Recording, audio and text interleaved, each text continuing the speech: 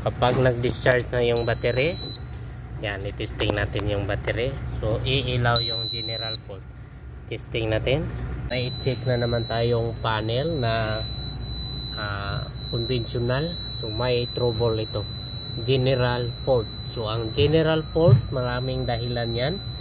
So kailangan nating i-trace lahat ang mga problema niyan. Posibleng battery, posibleng sa ground fault or open loop.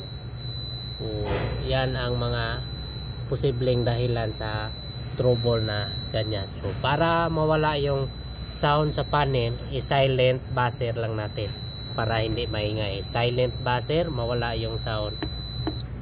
Yan. So, titingnan natin yan sa loob kung anong problema niyan, bakit naka general fault.